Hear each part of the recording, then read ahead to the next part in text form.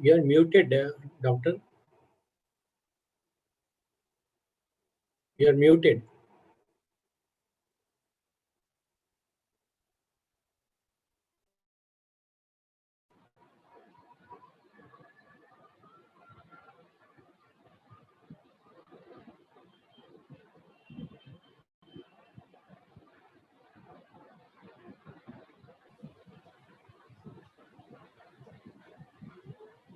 Vishnu Nambudiri doctor. Hello. Yes, he's here. He's here. Hello. നമുക്ക് വേണമെങ്കിൽ തുടങ്ങാം അല്ലേ? Sir, Sastry sir, shall we start the program? Yeah. It's sharp 8 o'clock now. Yeah. Okay, so we shall start the program. Let's start the program with a prayer.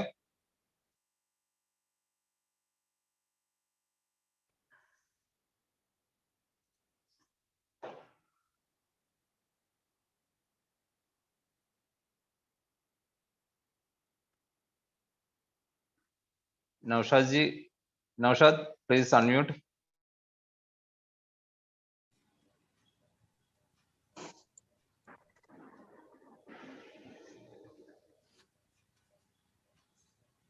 Naushad, please unmute. Okay. Hello. Okay. Prayer പറഞ്ഞിട്ടുണ്ടായിരുന്നു. Okay. Start ചെയ്തോട്ടെ. We shall start the program with a prayer. Okay.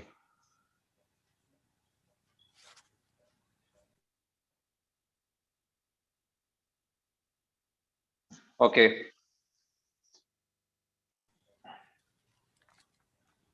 Naushad? Yes. Prayer പറഞ്ഞിട്ടില്ല ആരുടെ? ആയിക്കോട്ടെ. Start ചെയ്തോട്ടെ. കേൾക്കുന്നില്ലേ?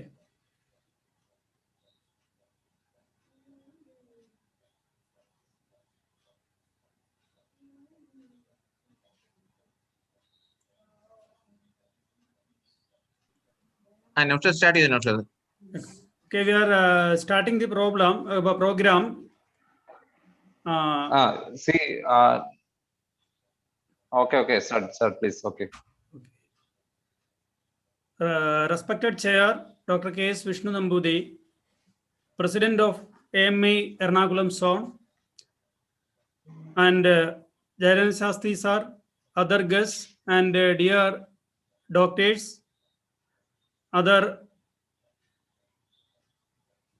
students. We are here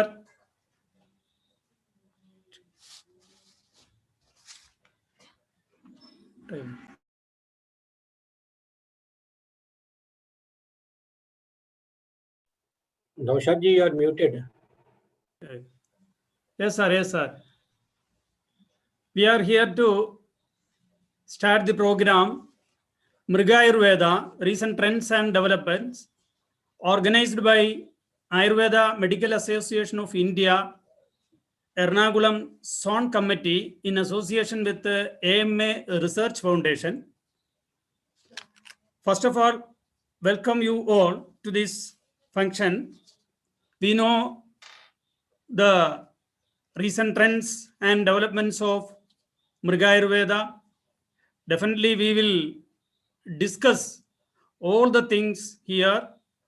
We get a very eminent faculty, Dr. Jayalan Sastry sir, the CEO of National Medicinal Plan Board, and there will be a introductory talk and a conclusion talk by Dr. Sudhi sir. I don't want to use more time. I would come to my responsibility to welcome you all. First of all, I welcome the chair of this program, Dr. K.S. Vishnu Nambudiri, the president of AMAI Ernakulam zone. Next, I welcome our chief guest, Dr. Sastry sir, the CEO of National Medicinal Plant Board.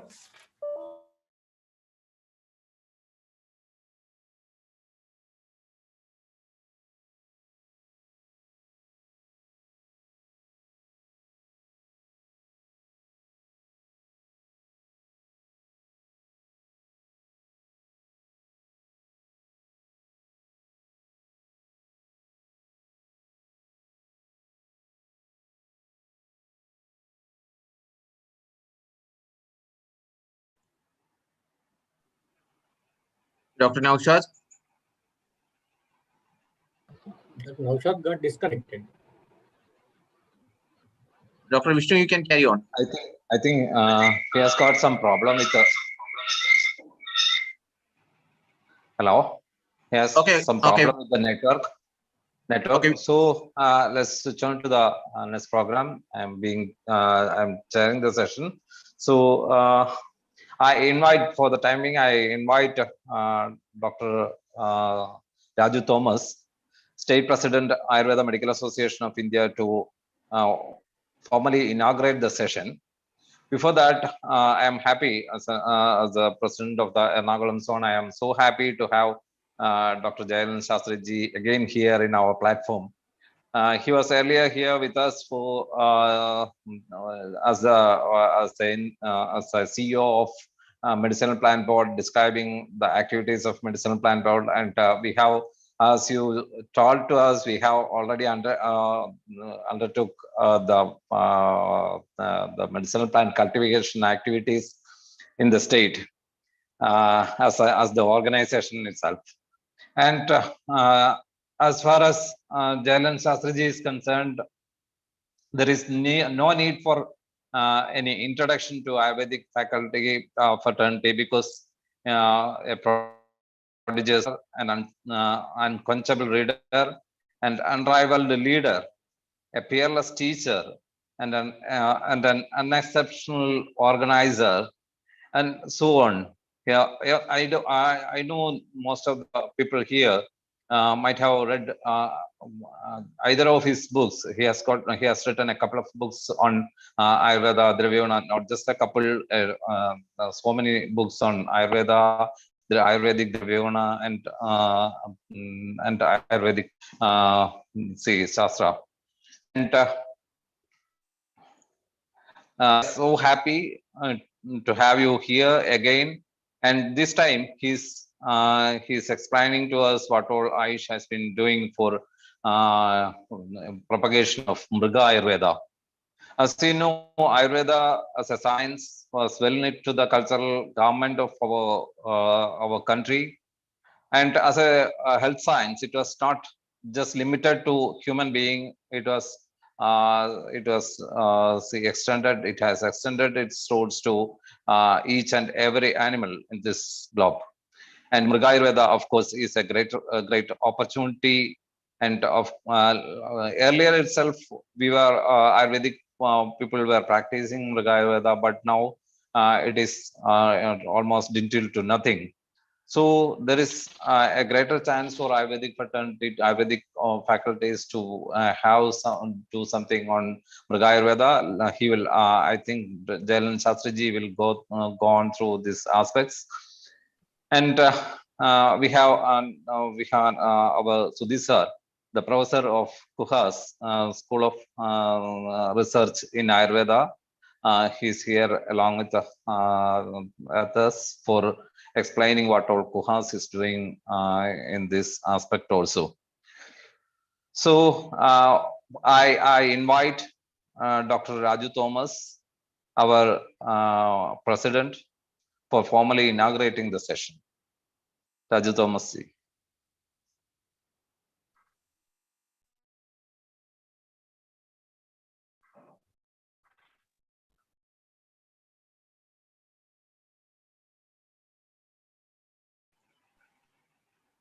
Dr. Vishnu, Dr. Viju Devumar, Chairman, Research Foundation, he's doing the inauguration. Okay. So, extremely sorry. I think some problem has arisen with Raju Thomas.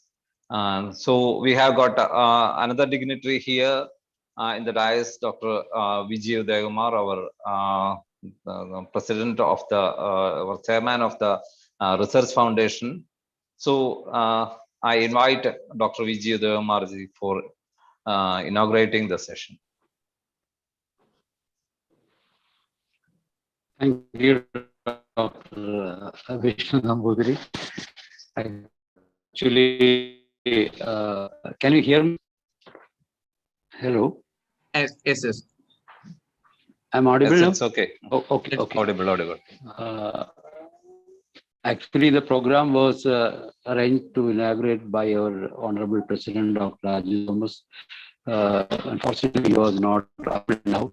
That's why I took this opportunity. I thank Ernakulam Zone committee for giving me this opportunity. Also, I must congratulate them for reaching a very special subject for today's discussion. Mrigayurveda recent trends and developments.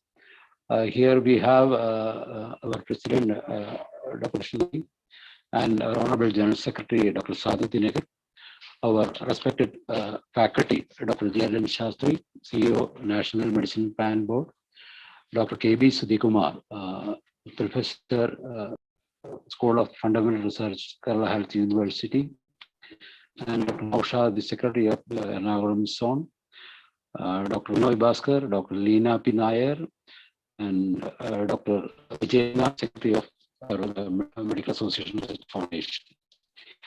We have today to discuss about the scope and the recent developments in the Mrigayurveda. Actually, it is an integral part of Ayurveda. In olden days, all these kind of health activities were conducted by the Ayurvedic physicians.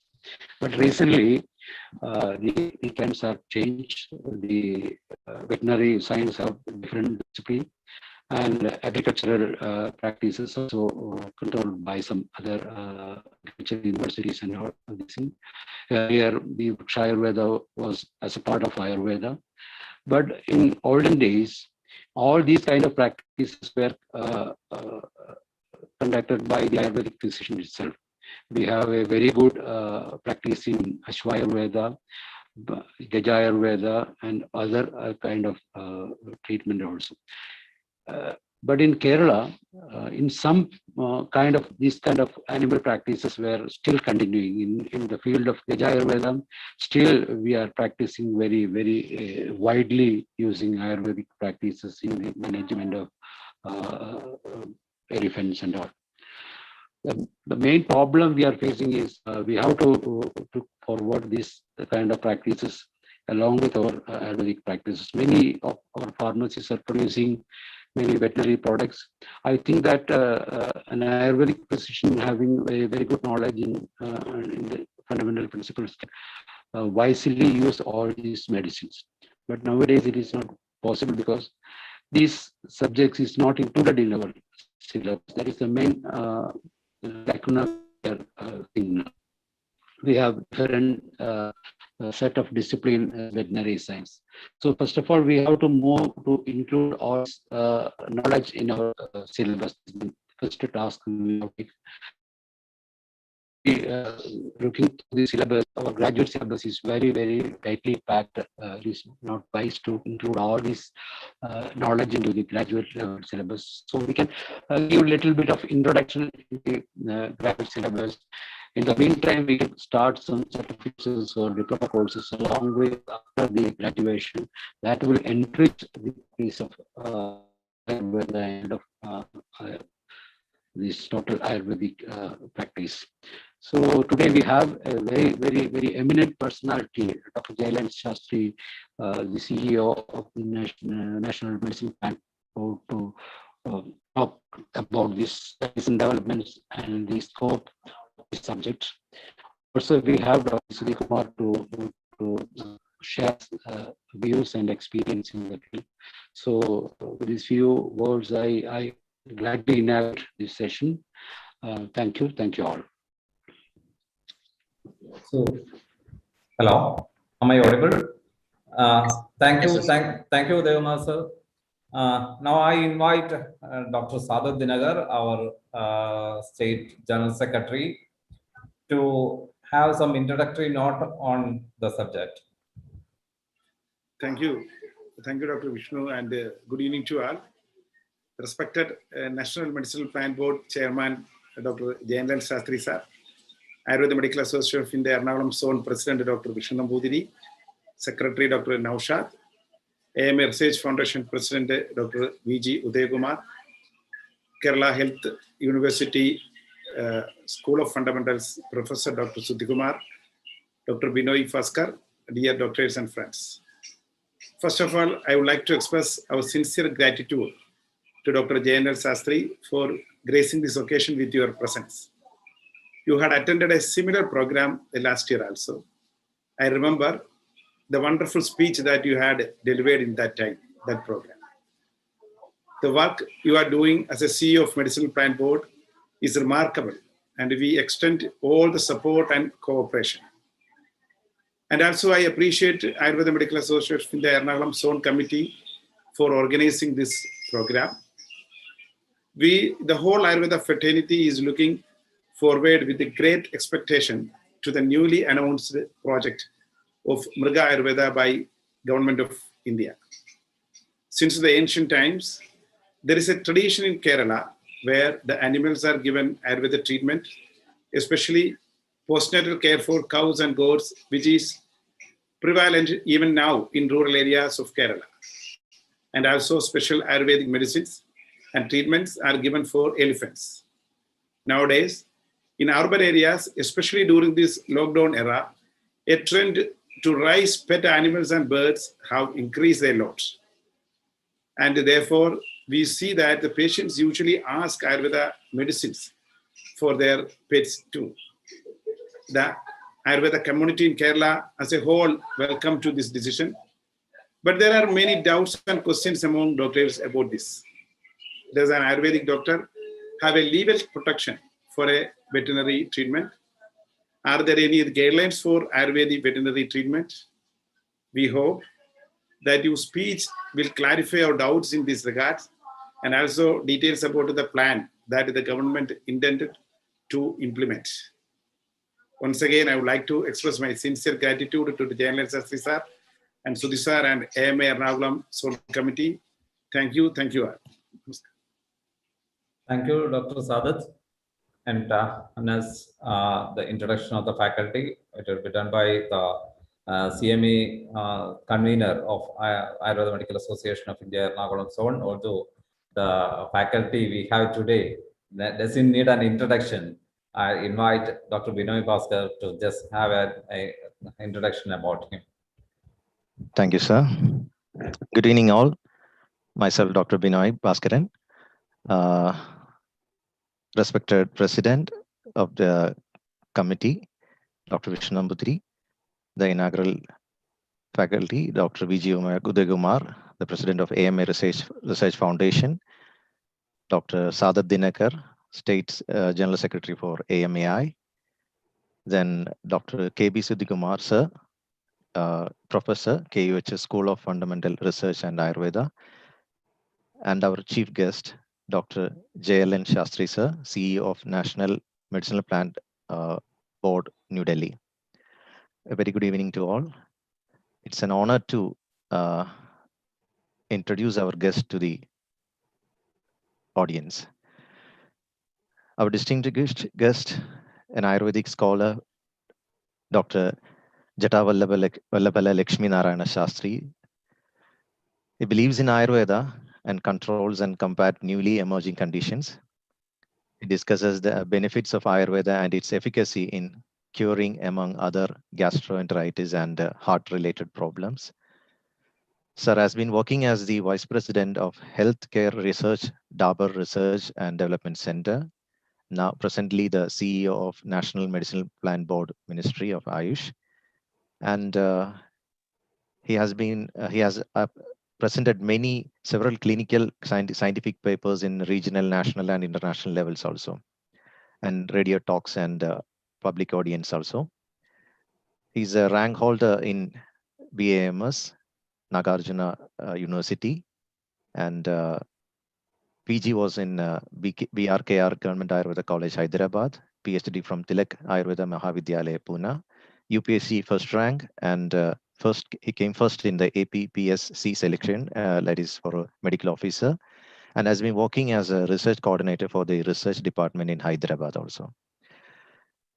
And most of the students is very familiar with the works of Sir, because textbook of Dravya Guna Vijnanam Part 1 and 2 is very familiar among the BAMS students. And there is another book called Ayurvedic Management of Heart Diseases, Ayurveda of the Aushadha Nirukta Mala, then Dravya Guna Sutra Mala. All these books are very familiar with the Ayurvedic students and faculties. It's a privilege to introduce you to the audience, sir. Thank you.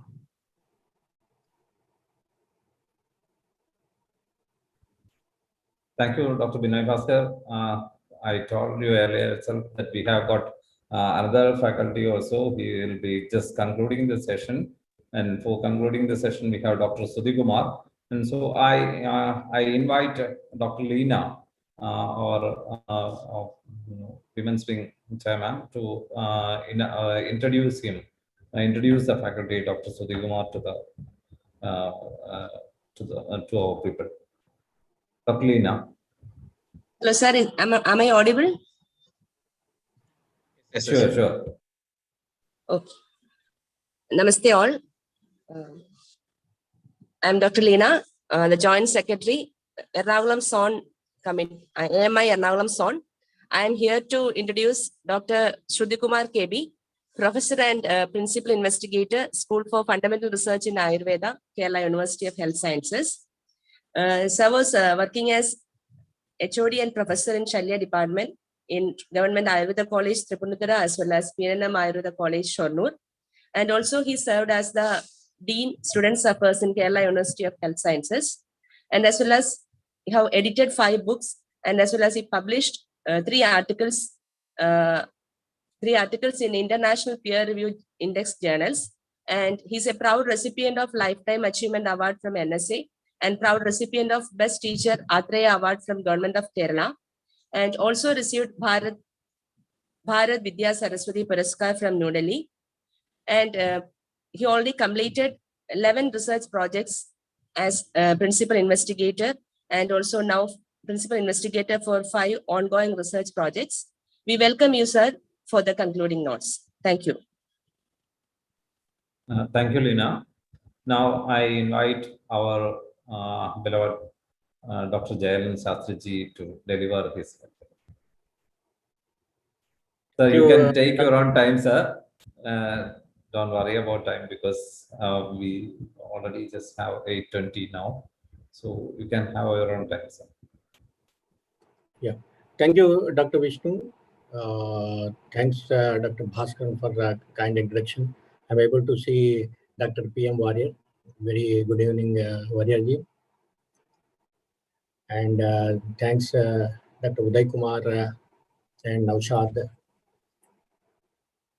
Just I share my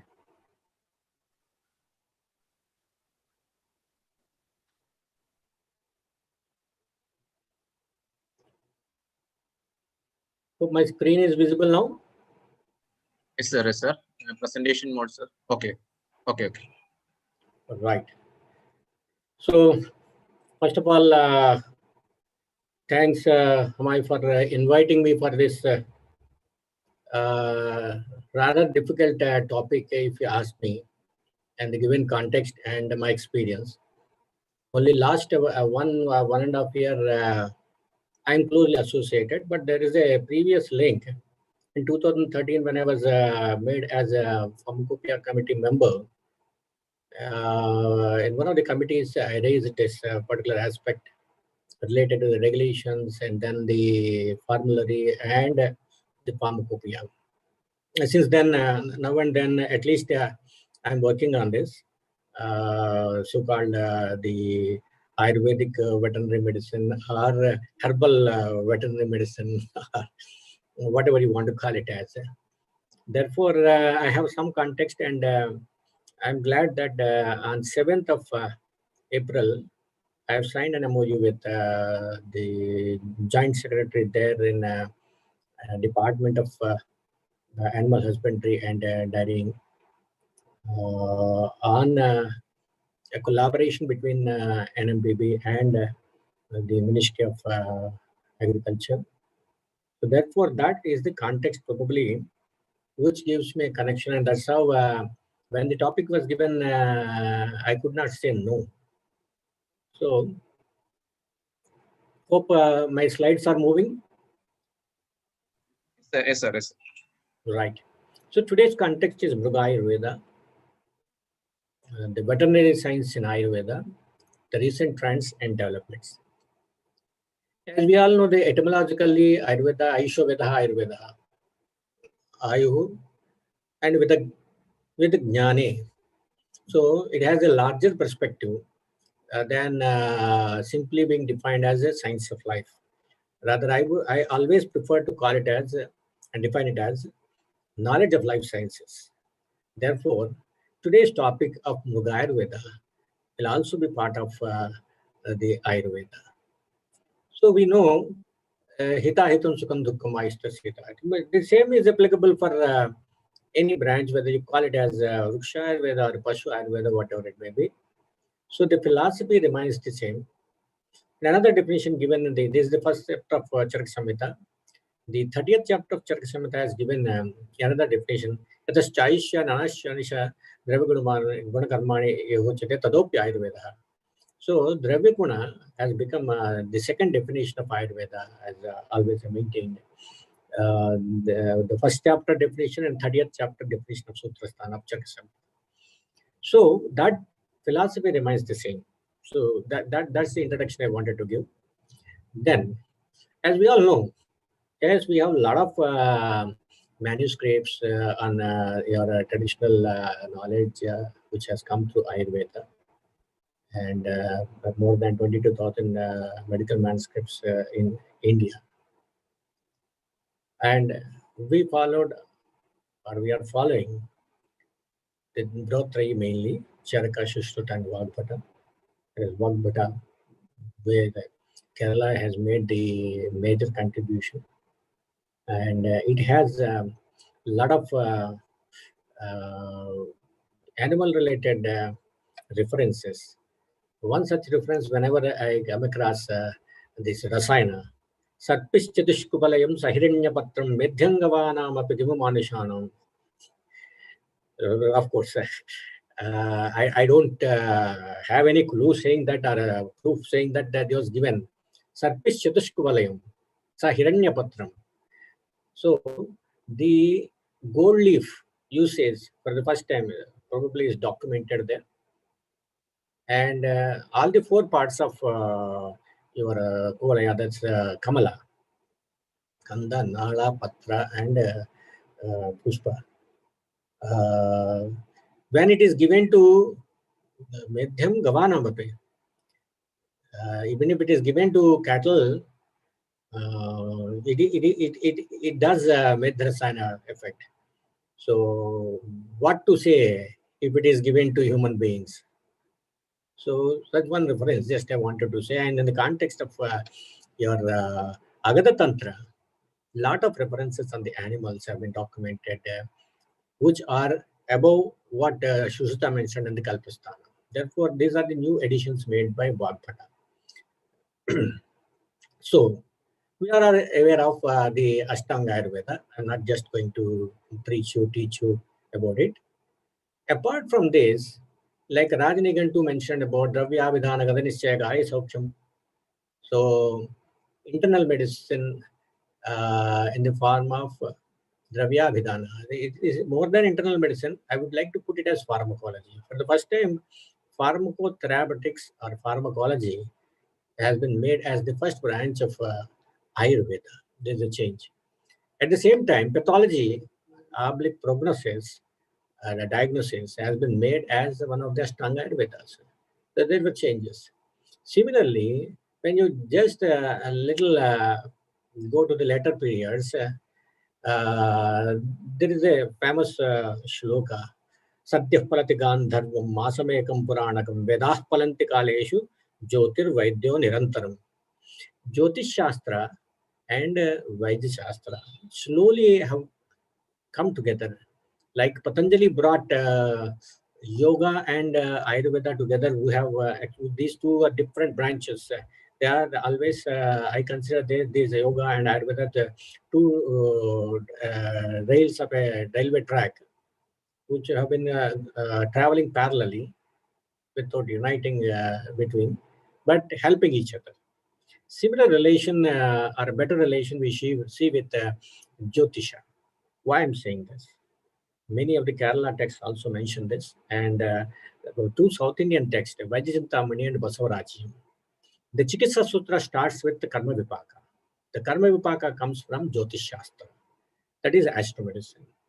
Even at Taramani Basic Medical Sciences, that A.L. Mudaliar Institute of Basic Medical Sciences, IBMS, you have a department, I don't know right now whether it's functioning or not, but there was the astromedicine department where they have done a lot of research. And world over, there are many institutes and universities are taking up astromedicine. So that is one group.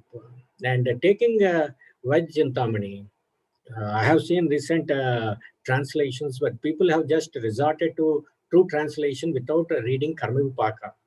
There are books on Karma Vipaka, volumes of volumes, unless and until we interpret those Karma Vipaka under the given condition. So probably it will be a half-hearted approach. Then Vriksha Ayurveda. The difference of Vriksha Ayurveda plenty. I mainly read Agni Purana, where several treatments for the plant-based diseases and plant nutrition, so on and so forth, are traceable. And many differences are there. We need not worry about that. There are a lot of books available. Coming to Pashu Ayurveda, which is the Mrigayurveda, what we are discussing today, is a topic on which I will focus myself. I try my level best to give the best of the knowledge which is available at various sources, which I collected, collated, and presenting to you. So Pashu Ayurveda is also part of the Ayurveda because they never differentiated that way. Ayurveda is the way of life, the knowledge of life sciences. Therefore, everything was found under this particular ambit of Ayurveda only. So, first Ayurveda was also part of the routine activity. So, just to enter into the subject proper, the classification of biological resources in Ayurveda helps us to get into the topic proper. Tat punas trividanyayam jangamodbhira parthivam. Okay, so three resources. One is animal resource, one plant resource, and third is mineral resources. Like these are the jangamas. These are the parthivas, odbidas, and these are the parthivas. So classification is very apt. That's what I want to say.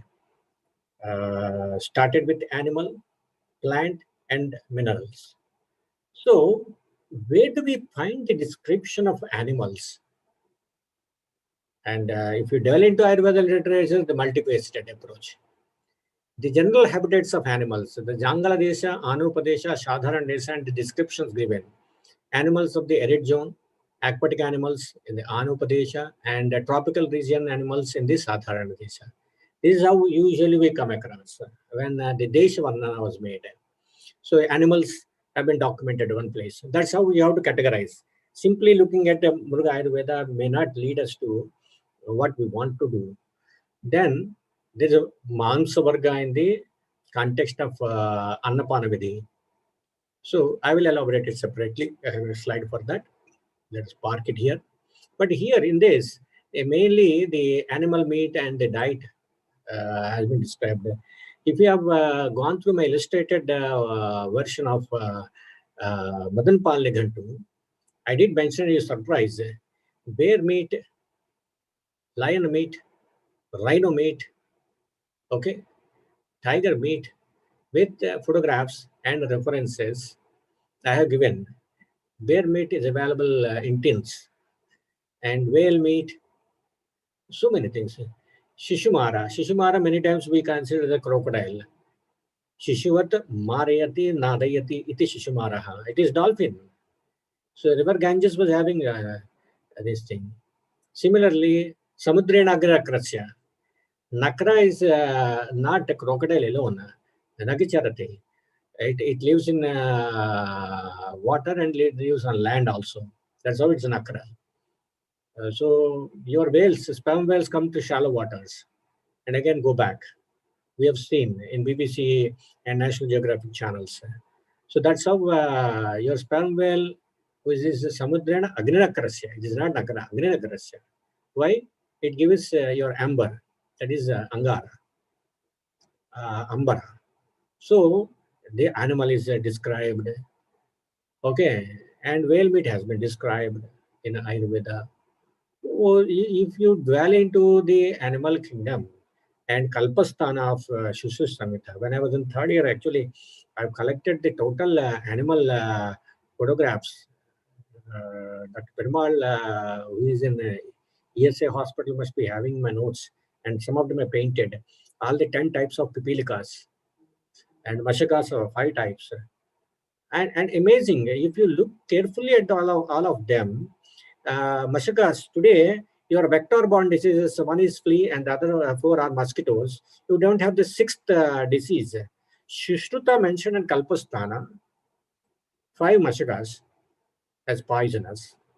And today also the vector-borne diseases are 5 in this country. You could not change the course. What else you have? Aptaha sistaha buddhaha tesham vakyamasansyam tesham trikalam amalang jnanam abhyahatan sada. So this is one good example I want to say.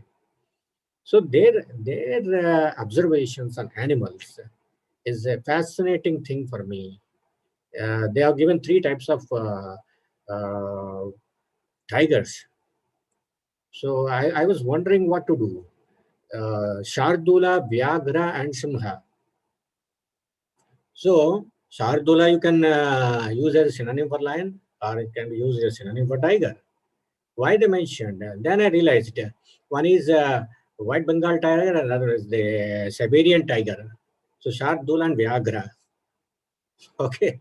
So likewise, of course, just while speaking to you people, I just trying to recollect my earlier works. Out of my curiosity, I dwelled into the animal kingdom of Ayurveda, and I've collected and collated a lot of information. And amazing, the kind of information they had is an amazing experience for me. So the animals are used for pre-digested or fortified food, friends. In Charaka Samhita Madhumeha Chikitsa, it is mentioned that the diet which you want to give to a patient of Madhumeha to be first given to horse, and its species is to be collected and then washed and reprocessed and to be used. It may appear very crude, friends. We need not follow the same method. But what does it mean? It means pre-digested food. They were giving, if you have a horse, in my childhood, I was having a horse at home, and I was looking after, therefore I know. Mostly the, your what you call horse gram, half of it will come out in the stools. If it takes grass, half of it will come as it is. Okay. And it will not lay down and sleep. That's another interesting thing with horse. And it will stand. And if you want to know how it, when it sleeps, how do you know? Next time, please observe and tell me what I'm saying is correct. Out of the 4 legs, 1 leg, the hoof will be little bended. 1 leg. Just keep observing this horse. That means it's sleeping. That means it's sleeping. If it is standing on 4 legs, it's not sleeping. One of the legs, the hoof, it will fold. And as long as it is folding it, it is in deep sleep. So you don't find any horse which is obese. Any animal you can find obeys, not horse. That's the effect of horse gram, and that's the kulutha, seldom we use. And kulutha, sikata meha, as mentioned by Shushruta. Okay, and these are the kind of what you call inferences and direct references we get. And Mashaparna in the Bhavaprakash Nigantu, in the again Rasayana context, Mashaparna is to be given to a cow, and then its milk is to be collected and used. And they said that this is the best immunity booster. So that means this I've just given few references. That means they were effectively using the animals for various purposes. That's the point. And animal toxicology. See again, snakes, centipedes, scorpions, spiders, ants, mosquitoes, fleas, flies, insects, whatnot. Everything has been mentioned in the Kalpasthana. So that's another context where you get the knowledge of animals. And finally, animals used in experiments. These are not the experiments like what you are having your OECD guidelines or YSHU guidelines or the GLP guidelines. No, these are like whenever there was food poisoning, monkey was used, peacock was used, or a dog was used to smell, and then Chakor Pakshu was used. When it cries, leave. When peacock has what do you call tears, then leave it. When dog rejects, then leave it. When monkey cries, then leave it. These are some of the observations they made by subjecting the poisoning, poisoned food to these animals, and their behavior has been observed. They were not killing these animals. That's the beauty. When I carefully look at it, they're just used to present it, and on the basis of the behavior of the animal, they were decided. So there were a lot many things they were having under their fold. That's just I wanted to mention. And I mentioned about Mansavarga of Charka classification. Basic classification is your Jangala, Anupa, Kulechara, Bilesya, Vishkira, and Prasaha. So Jangala, basically these are goat, sheep, ox, etc. And then Anupa, like a pig, crane, your peacock, not peacock, sorry, your cocks and hens and so on and so forth. And Kulechara, especially the aquatic animals like fish, prawn, etc. Then Bilesya are lizards and mongoose, etc. Vishkira are the sparrows and pigeons, etc. And Pratadas were also there, like your crow, etc. Prasaha is like tiger, lion, etc. So these classifications have been made. So they have their own approach on this thing. And whenever I come across the final what you call avarta of penultimate avarta of Chamaka, Rudra, Namaka, and Chamaka. And it goes this way: Garbhashchame, Vassachame, Travischame, Travichame, Dityavarchame, Dittohichame, Panchavischame, Panchavichame, Trivassachame, Trivassachame, Turjavachame, Turrohichame, Pastavachame, Pastohichame, Ukshachame, Vasachame, Rusabhastame, Vehachame, Nadvanchame, Dhenuschama, Ayud, Jagyana Kalpatam, Prano, Jagyana Kalpatam, Apano, Jagyana Kalpatam, Vyano, Jagyana Kalpatam, Chakshur, Jagyana Kalpatam, Swatan, Jagyana Kalpatam, Yajna, Jagyana Kalpatam. Okay, what were they mentioning? Garbhashchame. Rudra, please give me one pregnant cow. Vassachame. Give the bachra. Give three a cow with three bachras. Oh my goodness. If you read that penultimate avarta of Chamaka, you will come to know.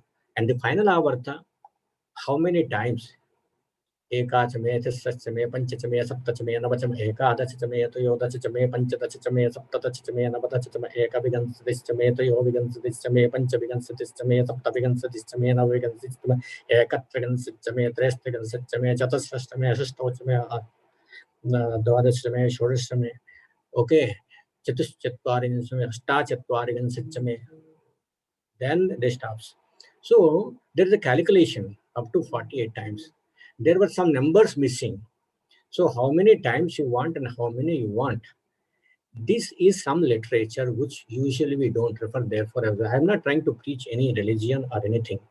This is not religion. Basically, it is science. It is Yajurveda Patha, Krishna Yajurveda Patha. Okay. So where you have a lot of literature. And if you use it, that gives the kind of what you call impetus required to understand our own ancient science. Okay, so I'm entering now into the Mrigayurveda. So this is the Shalihuta Samhita, which according to the historians is the oldest of the available literatures in the world. Let us not have any confusion. We have the oldest documented veterinary medicine version in the world. And Shalihotra is the son of Hayabosha. And this is what I wanted to mention. Then, of course, the different translations of Persian, Arabic, Tibetan, and English languages translations have happened. And the authors have named their veterinary works after Shalihotra, and others have based their works on this particular Samhita. Okay, so Palakapya wrote Haste Ayurveda, covering all the aspects of elephant medicine at a later time, which has 152 chapters. And in Mahabharata, Nakula and Sahadeva were having the expertise on Ashwa and Pashu Chikitsa. So these are the references. So this is your Haste Ayurveda original text. Just I wanted to share. And as you all know, right from domestic use to warfare for any reason, these elephants have been abundantly used in India. And our populations are also very high, Asian elephants. So this is another paper published from Palampur. If you find time, please go through. I will send this. I wanted to send it to the organizers right now, but I could not because of the size of this thing. But I will send it to a pen drive. You can share it with the audience. And a lot of references and the scientific validation has been done with Dr. D.N. Sharma. Then the traditional veterinary medicine in India is published in the Review of Scientific Science and Technology in 1994, where the knowledge concerned with the veterinary medicine in India has been reviewed. And then in 2007 again, Pashu Ayurveda. This is a very good paper. Today I'll be discussing much on this by Dr. Ala Narayana and Subhosh from Hyderabad. Earlier, this institute was called Indian Institute of History of Medicine, which was on the third floor of Osmania Medical College. And they have several references. In this particular paper, they have taken the veterinary medicine from the Garuda Purana. Many of us have an apprehension whether to keep Garuda Purana, not to keep Garuda Purana. There are fallacies preparing. Garuda Purana can be there with you. I have a Garuda Purana version with me. Okay, after consulting a lot of elderly people taken, it is nothing to worry. Only the chapters which are not to be discussed among public, that has been prohibited, that part. Reading has not been prohibited. So this is something which I will discuss, like the Vriksha Ayurveda, Haste Ayurveda, Haya Ayurveda, and Gaja Ayurveda. That's how this author particularly tried to classify. And Gavaya Ayurveda is, Gava means cows. But I have a different opinion. Gavaya. Somebody sometime back was debating in one of the meetings. Gavaya is the connecting link between deer and cow. I forgot the animal name. This is Gavaya Mansa Bhakshana is allowed. So many people by mistake take just Go Mansa or Gau Mansa. No, it is a Gavaya Mansa. So whenever there is Gavaya, please don't say it is cow. It is basically the connecting link between the deer and cow. So that's also described in Ayurveda text. Okay, connecting links. Very fascinating. Okay, so this is the thing. Second thing, in the Brahma Purana and Padma Purana, this author had collected the references and published. This is another important aspect what they done. And the animal healthcare in general, cow healthcare, and then Go Chikitsa. From Garuda Purana, different treatments, like in microorganisms in buffaloes, and again giving abrus precatorius for removing the placenta. Okay, the treatment and the Krimi treatment. Okay, Vrana treatment. Likewise, all the different treatment methods mentioned in Garuda Purana have been collated and published in this particular literature. And the features of healthy and fit horse have been defined in this particular Garuda Purana. Ashwarakshana techniques have been mentioned. Uttamashva, Madhyamashva, and Kanishtaka. Here I want to mention Haya and Ashwa.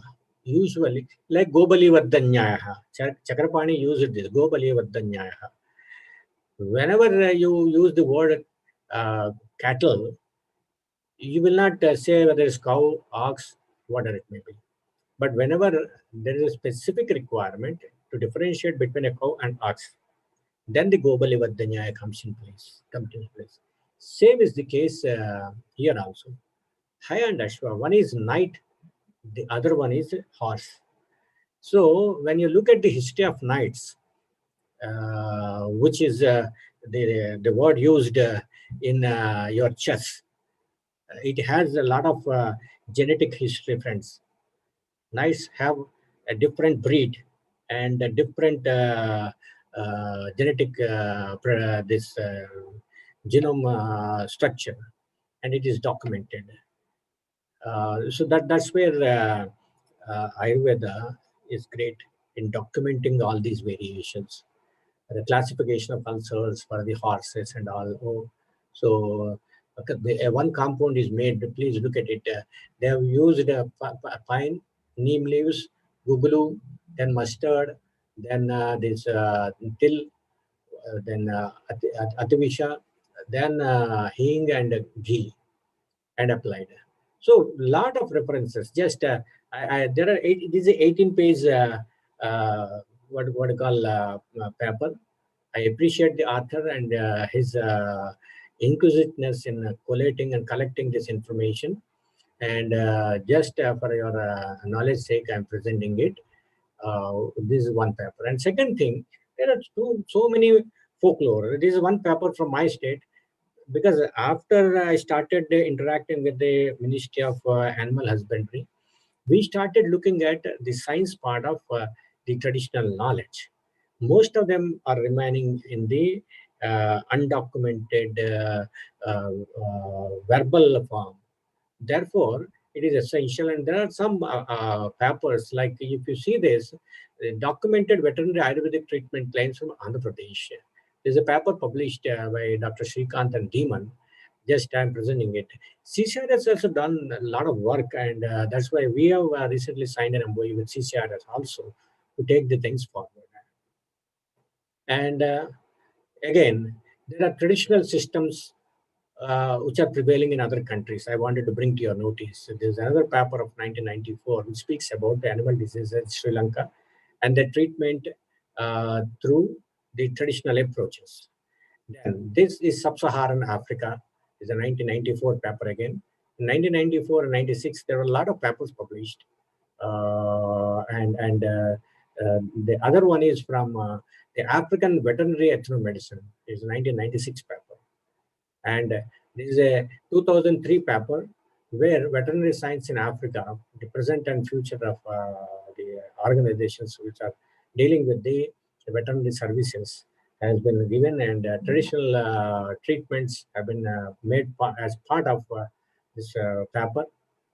And evaluation of the delivery of domestic animal health services in remote communities in the Northwest Territories in Canada. Because this particular study in Canada also shows that there are about 31 communities who are actually resorting to some or other kind of their own indigenous approaches. And it is interesting, a country like Canada. Okay. So with this, now I'll just now dwell into what veterinary medicine is in the West. We were boasting about what we have and all, but what is there? If you just look at it, it's the same thing. Hippiatrica is the manuscript, which is a 14th century manuscript. Friends, please remember, our manuscript is 3rd century. Okay, this is a 14th century. Claude Bargla is the earliest veterinarian from School of Veterinary Medicine in Lam in 1762. Is considered father of modern veterinary medicine. And Egyptian papyrus has always claims that it has the first record of veterinary medicine, but it is Shalihotra Samhita, dating from the time of Ashoka, as the early treatise. So full treatise, as per the Western literature, is also the Shalihotra Samhita.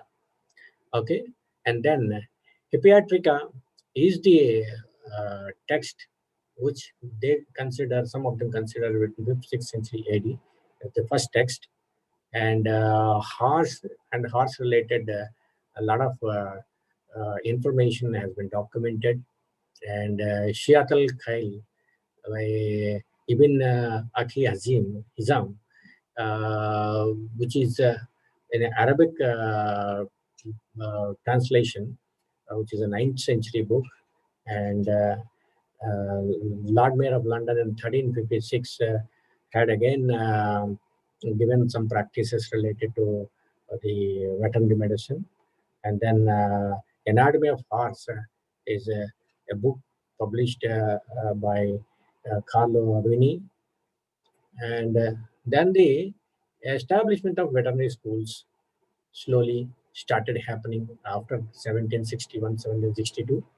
And to promote the study of upon rational scientific principles, the schools have emerged in 1785 to the Veterinary Society. And in the US, in 19th century, in Boston, New York City, and Philadelphia, slowly the Iowa Agriculture College has started the courses in the veterinary medicine. Veterinarians, as we all look at today, slowly emerged, and with a lot of what you call the qualifications, the training, practice, these have come slowly into picture. Para-veterinary workers in US and South African Army, they have introduced them first. The allied professionals also slowly started looking at veterinary medicine, and veterinary research slowly started taking up. And mostly the genetic diseases have attracted the human mind because of their complexity. Like today also we are dealing with COVID, which is considered as a genetic. So the clinical veterinary research as an offshoot has further developed. And today, how the veterinary medicine is organized in India, it is to the Veterinary Council of India, the VCI. It is like Indian Council Council for Indian Medicines. It's IM like what we had in 1984. It is established, and the rules have been made in 90, I think in 95, 94, something like that, or 94. The Veterinary Council of India rule regulations have been made in 1994. And today, Department of Animal Husbandry and Dairying under the Ministry of Agriculture is looking after. And there are, I tried to find out what are the best colleges. There are 106 reputed institutes, state-wise information is available. And the veterinary medicine per se right now, what we are following in India today is well regulated. So the Veterinary Surgeons Act 1966, this is in UK. And then in US also, stringent regulations have been brought in. And the AVMA Executive Board is looking after the entire process of veterinary medicine and veterinarians in US. Doctor of veterinary medicine is what they'll be called as in US. These are the basic what do you call information what I wanted to share with you. And then there is a World Organization for Animal Health, which is called OIE. Okay, and the OIE guidelines are the guidelines which are mainly followed across the globe when it comes to the International Animal Health Code. And then now, with this background, please look at it. One Health is an organization today, which is One Health Initiative Task Force, under which it has this depiction. Now, when I started my discussion, I was mentioning Jangama Audbita Parthiva. Look at what they're saying: human health, environmental health, and animal health. Okay, so whatever we have, similar approach is emerging at the end of the day. And this task force, which is called One Health, is seriously working on animal health along with human and environmental health across the globe.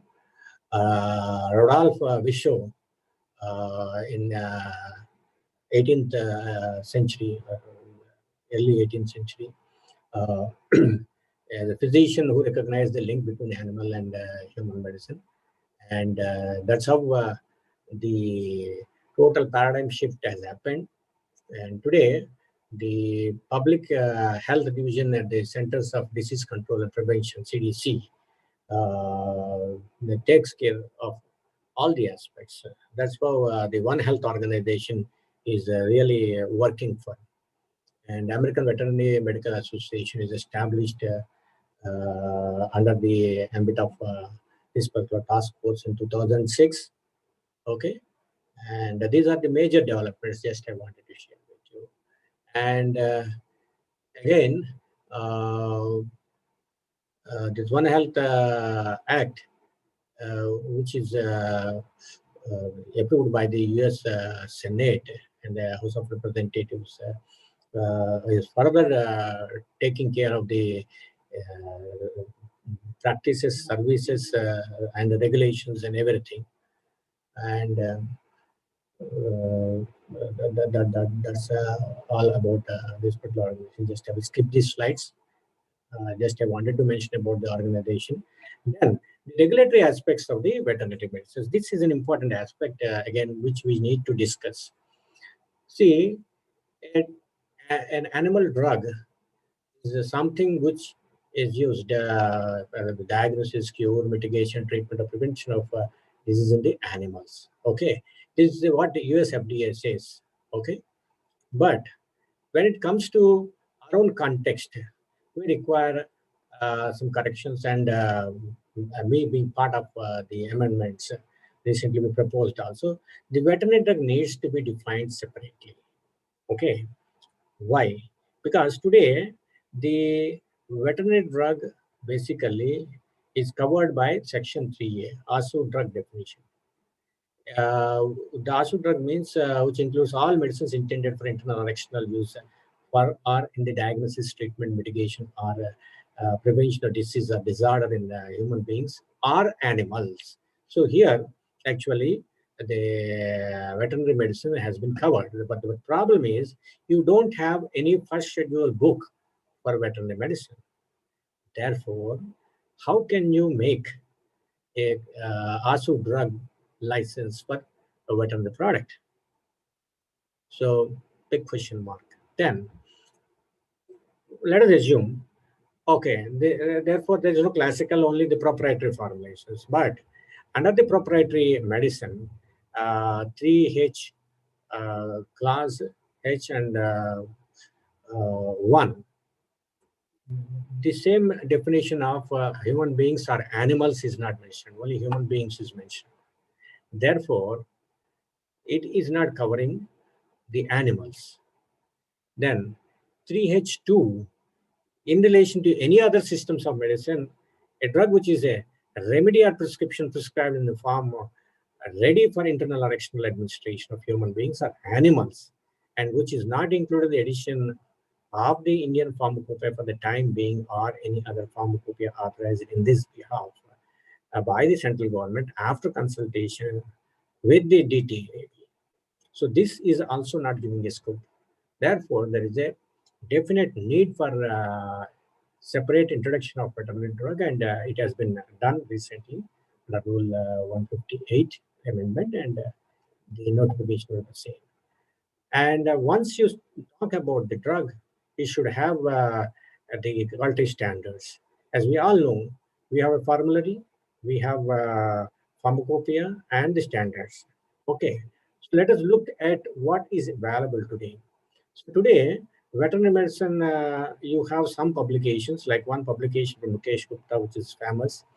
And the other publication is again thanks to CCRS 2016. The veterinary practices of Ayurveda have been properly documented by CCRS, the publication.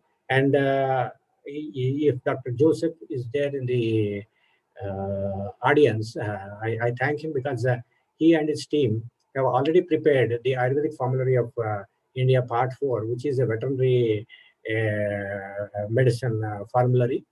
And it can be released anytime soon. This is ready, and it is a good news for those people who are working with the veterinary medicine and maybe manufacturing the veterinary products, herbal products. So this is a heartening sign for them. And this is the 4th volume, which has been prepared by Dr. Joseph and team. And apart from that, across the globe, you have different veterinary herbal medicine volumes. This is from Australia. The other one is again veterinary formulary of British Veterinary Association. So in UK, you have a veterinary formulary, and veterinary pharmacopoeia and Materia Medica and Therapeutics. Yes, and then exotic animal formulary in UK, and then a lot of other countries also have for the herbal veterinary products. They have their own veterinary drug index, and the veterinary drug index from Thimphu. So, what are the common herbs that we come across today in the veterinary use? Mainly, Ayurveda, as we all know, utilizes the herbs. The herbs like eucalyptus, leptadenia, moringa. Moringa bark is used in to treat the nematodes. It's known this thing. And for roundworms, again, eucalyptus oil is used. Senna is used. Horse gram, alternanthera, this is called Machakshi, and Tribulus is used. Banana and pomegranate peels are used when there is a diarrhea, along with your Kutaja, which is Oleander dysenterica, and Centella asiatica, Pongamia pinnata, your Emilia ripes, and the Vitex negondo. They're all used by folklore. Because just I would like to share. I don't know how it happened when I was working 1993-94 in a very remote village by name Dichpalli in Telangana. The backside of my Ayurvedic dispensary was a veterinary dispensary. Dr. Magdum Ali used to discuss a lot At that time, out of my curiosity, I used to just visit, and I was surprising. Most of the 50% of the treatments what they were giving, they were all herbs. And at that time, I never knew that I travel such a long distance. And again, I recollect, and I today talk about Mrigayurveda. The practices are plenty. This is what I want to say. Even when I looked at the agriculture practices in Telangana and Andhra, when I traveled last March, people are using their indigenous fertilizers and manures and then pesticides without any chemicals. West Bengal, I have seen wonderful practices. So both Vrikshayurveda and Toxicology, they are part and parcel of our life. Nobody need to come from outside the world and tell us this is useful, this is not. And common herbs like neem, aloe vera, arjuna, turmeric, tulsi, etc. are also commonly used in many. And this is something which is interesting. I'm also looking forward for veterinary Ayurveda. This thing, maybe Sastry Tattva is taking a lead in organizing it. I'm looking forward. But their documentation is something which attracted me, and therefore I collected. I was just going through the data they have collected, and Ashwashastra Ayurveda, Gajalakshana, Gaja Ayurveda, Gajadarpana, again Gaja Ayurveda, which is written by Sahadeva. Then Hastya Ayurveda, Mansollasa, Matanga Leela, Mrigapata Shastra, Nakula Samhita by Nakula, Shalihotra Samhita by Bhuja, Siddho Sangraha, and so on and so forth. So apart from this, we have about 25-30 good herbs which need to be remembered for a focused approach than looking at 500-600 herbs like neem, tulsi, bale, haldi, kumari or guthumari, moringa, then vasa, sitafal, manduk paneer, lasan, then this is garlic basically, long pepper, then gokshur, amla, bahada, adrak, giloy, jeera, vidang, hing, jivanti, and sonf, shatavari, brahmi, bach, harad, ashwagandha, palash, harjod, kutaj, mustak, dhatki, and khaira.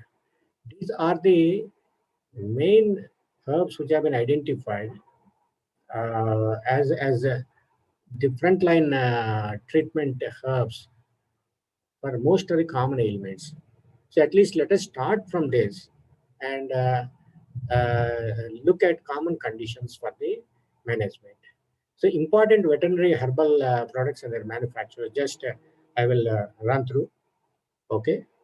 So please just bear with me for another 5 minutes. I am coming to the end. So if you look at the size of the market, it is not small. It's not too big, but it's not small. It is around 40 to 100 million Indian rupees, which is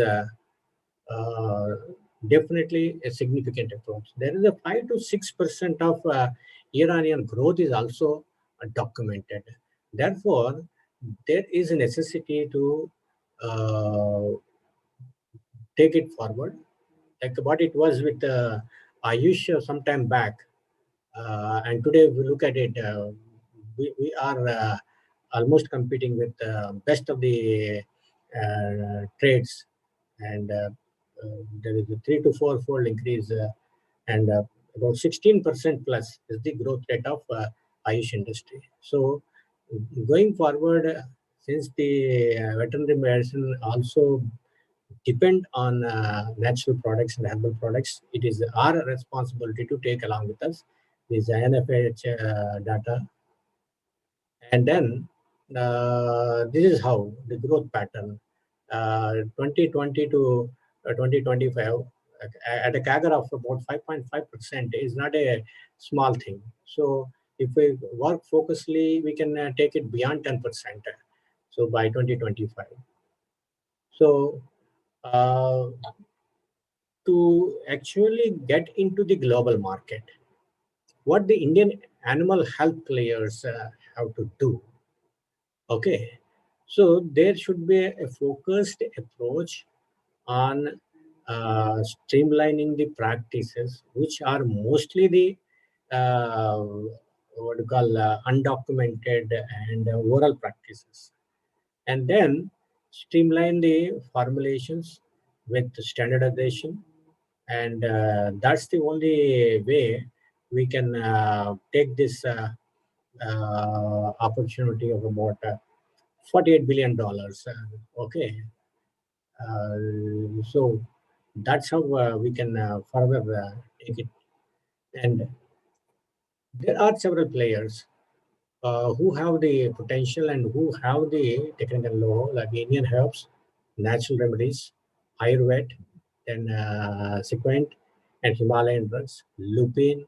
These are all the people who have very good experience and exposure, and they feel like Ayurveda is the leader, and Amraved and Vedaved, Himalaya, lupin, Saficon Life Sciences. So all are there. But remember one thing, there are giants who have a muscle and who are already working on the chemical drugs, like Ayush facing a challenge. You will also have a challenge, but you have your opportunity.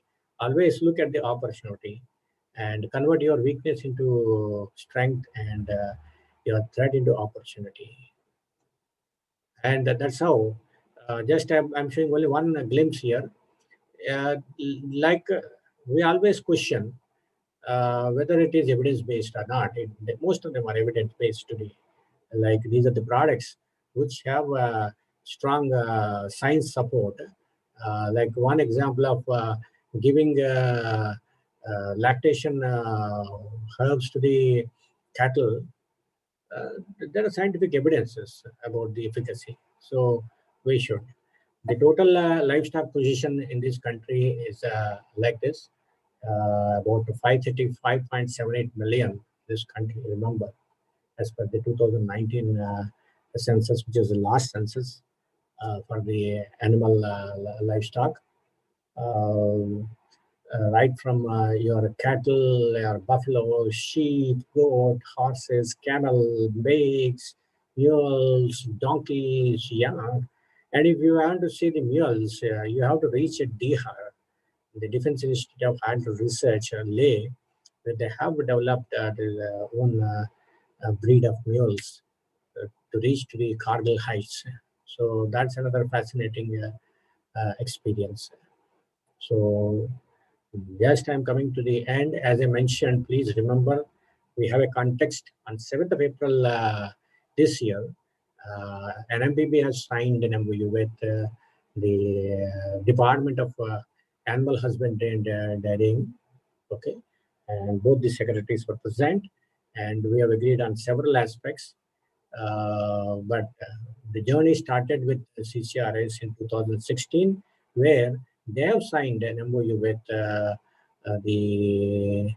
GID Vasu University, that is the Guru Angad Dev Veterinary and Animal Sciences University in Ludhiana.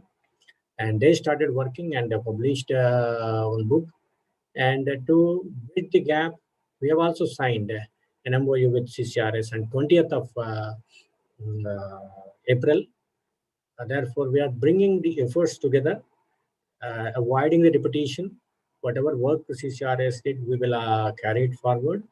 And I, being the committee member, formed a subcommittee with the Ministry of Fisheries, Animal Husbandry and Dairying, where is education related sciences, because there was a discussion in the introductory period whether Ayurvedic doctors can practice. Definitely no. If you carefully look at your degrees, and if we are honest with our courses, we do not have the veterinary medicine in our courses. Let us not make such claims. We are all responsible citizens, But we wanted to come out with a solution of having degrees for both. This is something which is being contemplated. So in the committee now, which is will be headed by Dr. Manoj Nesari, the advisor Ayurveda, and of course, Dr. Kato is retired. I don't know what is the next successor. Time being, I'm looking after and the regulations. So we are taking care. So the regulation part is also being taken care. The education part is taken care. And Hisar, they have a research center. In Delhi, they have a research center. They have a lot of good things happening, and the veterinary industry is also working along with the government, and a lot of other NGOs also getting associated. So we will see that the veterinary system will have an integration with Ayurveda. So to conclude, I would like to say that your Ayurveda, Vriksha Ayurveda, your Mrigayurveda all are same for us. Ayurveda will extensively cover the human wellness. Vriksha Ayurveda will cover the plant health because Vanaspati, Virida, Oshadi, Bynam and nomenclature. So these are all there in your own Ayurveda. So the plant health can be taken here through Vriksha Ayurveda. Mrigayurveda lecture will covering the zoology, the animal kingdom. So you have the classification, please remember, Jaraja, Andaja, Svedaya, Udvijja, and related treatment procedures from wherever, whichever text let us cover. So that's how the veterinary medicine, which is partly covered under Hastya Ayurveda and partly covered under Palakapa Samhita Tantra, can be brought together and made as a course. And then the philosophically, we have an important point here. Ayurveda believes in holistic approach towards cure, and not only covering the symptoms. This is something which will be standing good for your veterinary medicine also, because Ayurveda focus on why the problem is, then what the problem is. So that philosophy should not be sacrificed.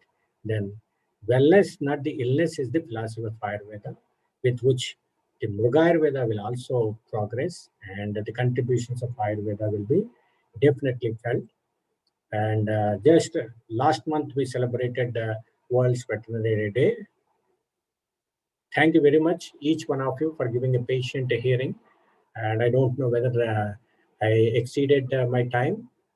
Thanks to Dr. Vishnu and his team for allowing me to participate in this particular discussion. So if there are any mistakes, consider them as my ignorance. And if you have suggestions, please tell me. I'll get enlightened. Thank you, one and all. Thank you, sir. Actually, it was a wonderful talk. You have given an insight to Mrigayurveda, to its history, to its present day things, and what all things we can expect in the future. Everything was almost covered, and it was so nice to hear that our science has got so much things actually, while taking the topic, we were in dark, that we were not aware that this much things has been done in this field. Actually, this is a very enlightening paper. Some doubts are there in the chat box. Before going to that doubts, I think we will invite Dr. Sudhir to deliver his thoughts on this topic. Dr. Sudhir.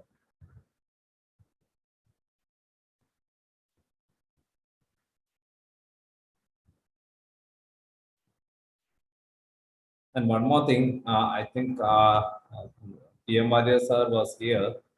We are glad to see him here, and on behalf of AMI, we invite him also to to talk something on this topic. Sir Sudhir sir, are you there? Yeah. Sir, Respected Dr. Jayalan Shastri ji, who is the CEO of National Medicine and Plant Board, and Dr. Vishnu Namburi, Dr. Sadat Dinakar, Dr. Uday Kumar, and other respected doctors who participated in this one. Dr. Shastriji started the entire topic starting from the Ayurveda, the 5 branches, giving to Drivya Abhidhana, Gadanishya, Jyotisha, Vriksha, and Mrigayurveda. And of course, he covered almost all the historical parts, starting from the Veda. That is, when we Mrigayurveda, when you see the history of Mrigayurveda, it can be in the Vedic period, in the epic period, in the Purana period, in the Samhita period, and in the medieval period also. So starting the Veda, Atharva Veda here clearly states about the Pashu Ayurveda particularly. And in Puranas, Garuda Purana and Skanda Purana, we are giving references from that. And of course, in other epics in Mahabharata, Nagula was the Ashwa Ayurveda book written, because all the types of horses. Then coming to Shalihotra, who is considered the father of the veterinary science, because he wrote a book about Ashwa mainly, because that time the horse was the more prevalent animal, because useful and more economical animal. That may be the reason he wrote about the Ashwa more. Of course, his book is having the 3 parts, that Maharogastana, Shuddhara Rogasthana, and Uttara Rogasthana. And again, coming to the King Ashoka, he is mentioned that first Ayurveda or Mriga Ayurveda started in India is by King Ashoka as starting as single. Then in Kaudilya's Arthashastra, we are giving more references about the, including up to the jurisprudence, the veterinary jurisprudence, almost all the food, how to make it, and the feeding, all it is described in, though even though the Arthashastra is related with economy only, but all descriptions are there.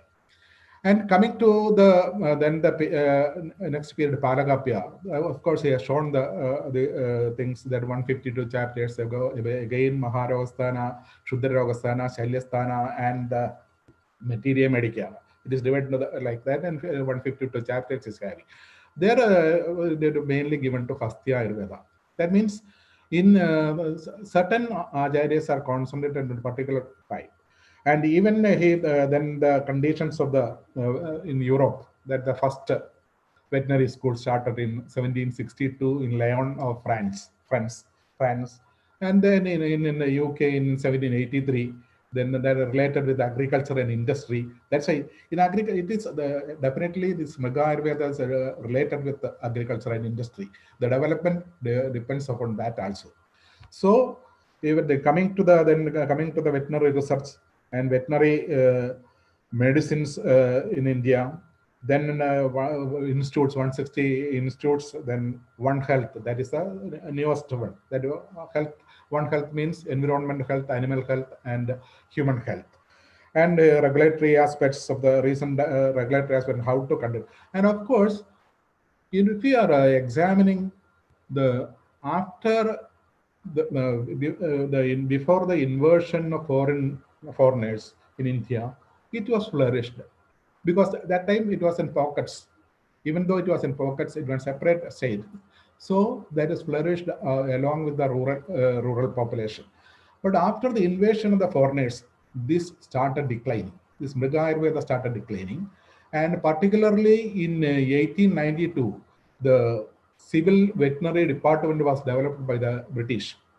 They started promoting the veterinary medicine through that one. Then finally, all the veterinary medicines, and even after the 1984, the Veterinary Council of India, that they promoted only for the modern medicine. No Ayurvedic, no other system was promoted in this one. So as why it is not happening, the knowledge was limited to a pockets of rural India, and the transmission of knowledge was ceased due to the invaders particularly, and otherwise you can say the policy makers. You restricted the transmission of the rural folklore knowledge of the this one. And of course, nowadays it is coming to the through the ethnobotany and other ways. This even Tanjavur University, Veterinary University, is having a research about the establishment of veterinary herbal drugs and other. So nowadays it is coming to point, and of course, as Shastriji told, that it depends upon both the education and other practice depends. Of course, Ayurveda practitioners cannot practice directly into that, even though certain pockets they are doing also. But naturally, as per the government of India, we cannot practice. So a separate course in Kerala University of Health Sciences is planning to do a PG diploma course, integrated course, because they both veterinary graduates and Ayurveda graduates can go admitted, and they can both see the syllabus are already prepared and it is under vetting of by experts. So we want that say from the starting from the uplifting of the Mrigayurveda from the pockets to the all over the nation, and then spread to the universe. That is the KHS is planning in such a way. If as our planning, and of course, National Medicine Plan is having so many planning into them. Our university also interested in. Our university has also collaborative. That's an integrated course. We have started with the veterinary and other things. So veterinary research also we have started with the collaborative research in veterinary medicine in Ayurveda. That also plant medicine also is there. We are also PG diploma courses planning in that also. And I think the Hasti Ayurveda is only taken as a specialized because limited. We have to concentrate on the cattle, the livestock. The primary point should be the development of the livestock. That because rural India, 70% of rural area still depends upon the agriculture and the livestock. So we have to concentrate on that. Other specialties we can have it in the Hasti Ayurveda, of course, the pet animals treatment also. So there is a time to uplift this one Mrigayurveda to the entire nation in a single committee. For that, the Central Council of Indian Medicine can have a separate chair for the Mrigayurveda part and Ayurveda part. Unless and until it is made into separately. Still, now it can start in the Central Council of Indian Medicine can start. Then the uniformed syllabus and other things will come, and gradually the graduates will come. Then the further developmental research and other things will universities will conduct the research. And by these words, let me conclude it. Thank you, sir. Thank you for the organizations for giving me a chance to address you. Thank you. Thank you, Sudhi sir. Thank you, sir. It's great to know that Kuhas is starting a course on veterinary science, which was once expected from our Health Science University. Anyway, we have got two great people along here as participants. One is Dr. Isharan and one is Dr. Punyamurthy. I think some words from them will give some encouragement to us also. So let me call upon Dr. Isharan to share his views on this topic. Sir, Isharan sir. Good evening all. Good evening Vishnu. Good evening Sastry sir and Sudhir sir, Dr. Punyamurthy sir, and all other in this platform. I am a veterinary doctor. Basically, I'm a retired veterinary doctor from Trivandrum, Kerala. And as Sudhir sir was mentioning, the Tamil Nadu Veterinary University has got a postgraduate diploma in ethno-veterinary practice. And I was fortunate to undergo that way back in 2012. And I was the first veterinarian from the field. There was one professor from the veterinary college from Kerala to attend that course. As it was mentioned here, yeah, we veterinarians use a lot of herbal drugs, and in our pharmacology course we have studied. There are a few courses about using these herbal preparations, but again, that is not Ayurveda. Like we are not taught as Ayurveda drugs or anything like that. They're all herbal preparations, different combinations of different herbal powders, decoctions, and all. Though there are many companies marketing or manufacturing and marketing Ayurveda drugs for animal use, in the name of Ayurveda drugs itself, actually, legally, we are not authorized to prescribe those drugs. So our departments are not purchasing these drugs, even though all the veterinarians are regularly using these combinations for treatment.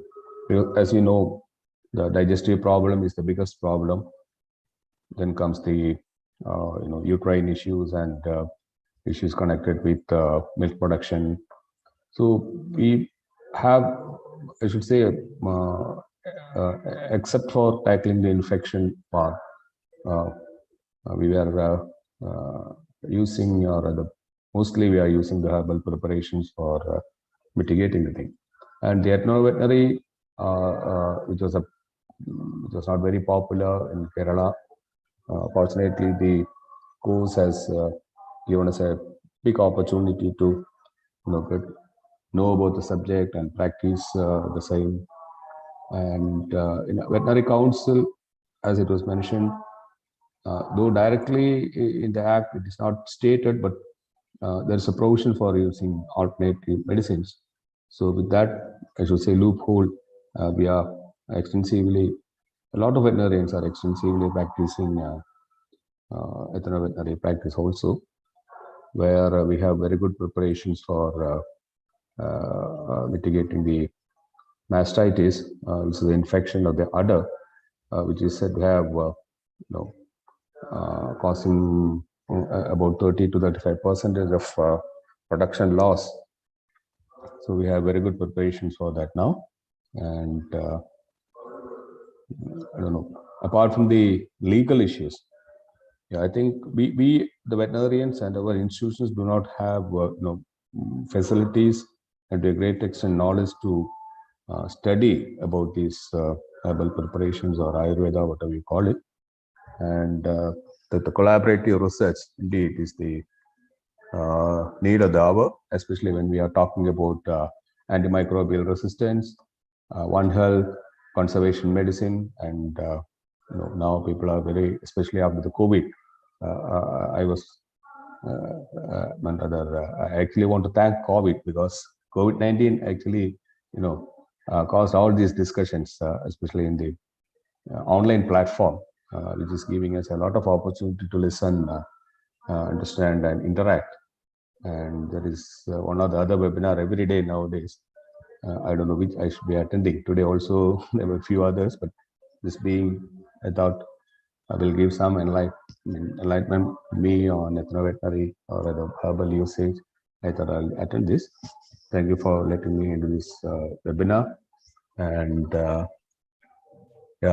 I'm stopping my words with this. I think Thank you, sir. Dr. Vishnu kindly invite Dr. Punnimurthy also. Sure, He's sure, a sir. pioneer. Sure, sir. Sure, Thank you sir. very much. Thank you very much. Dr. And of course, we Punnimurthy, are definitely, the veterinarians are for using herbal drugs, but thank you, sir. Thanks. you have to make It's some legal legal. framework for that, for us to use and collaborative way. Thank you. And let me call upon Dr. Punnimurthy, sir, who is a veterinary professor from Tamil Nadu and a pioneer in ethno-veterinary practice. Punnimurthy, sir.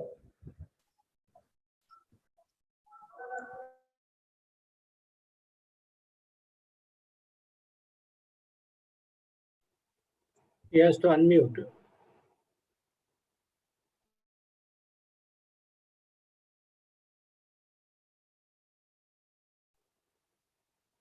Dr. Punnimurthy, please unmute yourself. Unmute. You are muted. Okay, sir. You hear me, Okay, sir? okay. Yes, sir. Sir, I'm very happy, sir. I got the message from Dr. Ishwaran. AMI is doing a wonderful event today. I'm basically a veterinary pharmacologist, and 20 years back, realizing the shortcomings of our approach in treating major diseases And my visit to US and Canada, seeing that is not having any relevance to our country's farmers and the clinical conditions. So I started with the traditional knowledge base some time back. To cut it short, now across the country in 30 state unions, National Dairy Development Board, Animal Health Group is carrying this, and we have covered digital data collection of over 570,000 animals, covering about 15 clinical conditions, all completely data retrieved through digital mode. So there is no issue that plant-based, traditional knowledge-based application of this knowledge in clinical conditions is trustworthy in every clinical situation. There is no doubt about it. And I must just recall here that Ayurvedic, Siddha doctors should come together, and veterinarians also should have an open mind. There are so many areas where we can work together. Our Indian knowledge system has got so much in store. The speaker was giving out so much in detail. And we are also using very, very simple recipes, right? I always tell my colleagues that it's only a beginning. We have a very long way to go. And there is greater opportunities, as Dr. Ishwaran rightly pointed out. COVID-19 has opened up a greater opportunity for all of us to come together. Otherwise, we won't be seeing each other in any platform. So I'm sure in the days to come, veterinary science doesn't mean a very, very specific use of any synthetic or plant medicine from a single stream. So it's a multi-speciality. I use a particular word, translational research. Even though it is mostly used in cancer research, every sane thinking scientist telling, take all the knowledge to the bench side, to the community, as it must be useful to the community. So I think our Indian knowledge system, Ayurveda, Siddha, Unani, and whatever traditional knowledge available in our country, in all the nooks and corners of the country, will definitely help achieve a holistic approach in dealing with both human and animals. And I was very happy to hear the word One Health. We are really very much aware of that concept, that role of veterinarians in union with the Indian knowledge system doctors, that India has the best opportunity to achieve the goal of One Health rather than any other country in the world. So thank you for the opportunity to give me an opinion. Thank you, sir. Thank you, Punimurthy sir, for your comments. Sir, Jayanand Sastry sir, we have got some questions in the chat box. And if somebody have any questions, they can raise their hands. They can use the hand raise option and come forward to have a discussion on the topic. Sir, let me say the first. I think you can also see the chat box. Sastriji, respected Sastriji sir, is there any specific regulation for manufacturing Ayurvedic veterinary medicine in ASU drug department? Yeah, it is there. Yes, but as I mentioned, I was very clear in my presentation. Section 3A speaks about drugs which are meant for animal disease mitigation, prevention, diagnosis, etc. But the question is, those are the formulations which should be part of books of first schedule. Under the first schedule, you don't have any veterinary books as on date. The list is prepared, the amendment is going on. Once it comes, it's fine. Under proprietary medicine category, that is section 3H, you don't have provision for Ayush medicines. That means the classical, your Hastayurveda, Palakapya Tantra, Shalihotra Tamitra, etc., Gajayurveda. If you have formulations, you will be given ASU license. Okay. But the problem is, many of the states, they do not have a separate veterinary licensing system. But one good thing, as correctly pointed by Dr. Ishwaran, ease of business is known to many state governments. So therefore, they have let the proprietary licenses. At least it is not lawlessness. It is smart way of governance, which is giving these licenses. So therefore, let us continue for a while. The amendment is on. Let me say this: it is in the final draft, is in the final stages. We are addressing, but as on date, only the ASU drug definition, and it is not possible.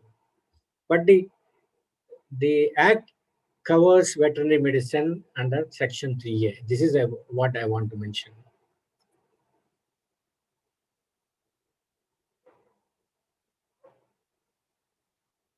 Somebody is mentioning about some Arena shampoo is again the same question. When there is no provision for proprietary medicine, somebody is making, and I'll give one very good example of Medicare. Medicare is a licensed Ayurveda formulation, okay, which is used for head lice. And some people use it for the fish. Whether you are aware of it or not, people use it for fish because the fish and even prawns, they get the human head lice, okay, and that is being addressed. My brother-in-law is a deputy director in the fisheries, and he tells me all interesting stories, what the products that are available, because you don't require any license for that. Just all the products are just manufactured and being distributed directly to the hatcheries. So it is an unorganized segment. If you ask me, it is an unorganized segment, but let us not kill it. Even being a government responsible officer, I can say that we need to correct the things than stopping things. That's how I believe. Of course, sir. Of course, sir. That's what needed, I think. Sir, another question is there. Which authority shall regulate Ayurvedic veterinary practice? Veterinary Council of Ayurveda or Ayurvedic Council? And one more question, sir. It's an interesting question. Pashu Ayurveda diagnosed based on the dosha. How are symptoms understood? Yeah, actually, in the text, it is again dosha based, but I have a strong feeling we should not encroach. The recommendation which at least I have given, I stand by this statement, whether people like it or don't like it. The present set of BVSC, MVSC graduates should get a bridge course for which our Ayurveda community should help. Let us not encroach upon their area. It is the knowledge dissipation, okay, because we have not handled a lion is there and a crocodile is there, a pigeon is there. And we have no idea how to handle. So let us admit it and let the veterinarians to handle it. Only in the entire process, what we suggested is both the subcommittees will be helping the veterinary sciences team to get the proper knowledge of Ayurveda. That's it. And the most important, fixing the doses is a challenge. Per kg body weight, how much dose? This is something during our last two deliberations we could not conclude. So we have to carefully look at it, because the enzyme systems and the liver metabolism of these animals cannot be compared with humans. So if the secondary metabolite is destroyed in a particular animal during the process of the metabolism, so we need to understand this, and we have to address those. So these are the challenges which we have. But again, I never wanted to discuss about challenges on day one, because today is a topic where we will just give an overall picture, then confusing the students who are actually enthusiastic, amateurs. I don't want to make them as amateurs, so therefore I avoided. But otherwise, there are challenges. We will overcome that in a separate forum, not on this forum. Of course, sir. Of course, sir. We are also planning to have a program based on Mrigayurveda, including the veterinarians and other people who are related with making the laws for this thing. So we will shortly come up with that program also. I think that will give more insight to the this Ayurvedic part of this Mrigayurveda. Okay, thank you, sir. I think 2-3 questions are there. That's all about the legal matters. How Yeah, can let me know if I can. Yeah, if you have something, you let me know.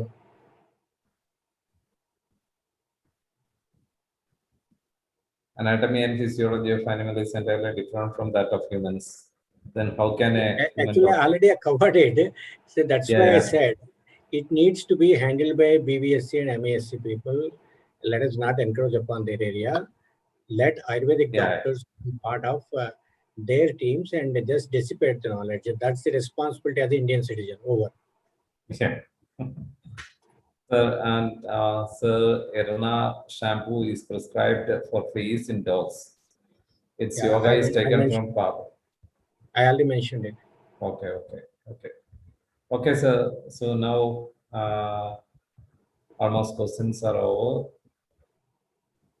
So let's come to the concluding part of the program. Hello, Naushad? Dr. Naushad?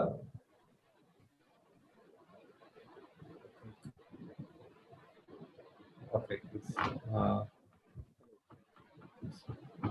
Hello, Dr. Naushad. Vijayanath. Yeah.